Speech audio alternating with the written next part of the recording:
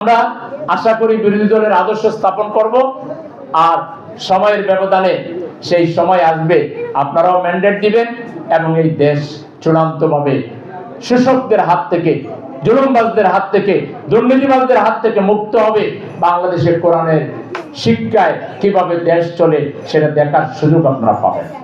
তো বিগত দিনে যেভাবে আপনারা আমাদেরকে সহযোগিতা করেছেন, আমাদেরকে পরামর্শ দিয়েছেন, বুদ্ধি দিয়েছেন, কাছে জায়গা দিয়েছেন, বিরোধী দলে চলে আসার কারণে সেটাকে একটু দূরে ঠেলে দিবেন না, আগের ওটা বহাল রাখবেন বা তার চাইতে ভালো করে সহযোগিতা করবেন? কোনটা করবেন? দূরে ঠেলে দিবেন? কেন? আমরা ভোট আনতে পারিনি নাকি? আপনারা কাছে জায়গা দিবেন নাকি?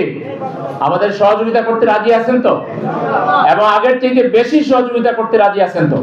কে কে রাজি আছেন আগের চাইতে বেশি সহযোগিতা করবেন ইনশাআল্লাহ? অতীতে যা করেছিলেন তার চাইতে বেশি সহযোগিতা, পরামর্শ, বুদ্ধি এবং আপনাদের আন্তরিকতা দিয়ে এই কাফেলাকে আরো শক্তিশালী করার জন্য একটু চিন্তা করেন।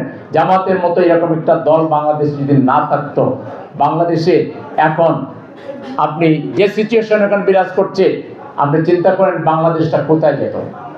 একটি দায়িত্বশীল মানবিক রাজনৈতিক দল থাকায় এদেশের গরিব মানুষ যে সহযোগিতাগুলো পায়, এই যে আপনারা দেখলেন ক্লিপে, ভিডিও ক্লিপে দেখেছেন যে আমরা 12 মাস 24 ঘন্টা কিভাবে মানবতার পাশে সহযোগিতার হাত নিয়ে আমরা দাঁড়িয়ে থাকি।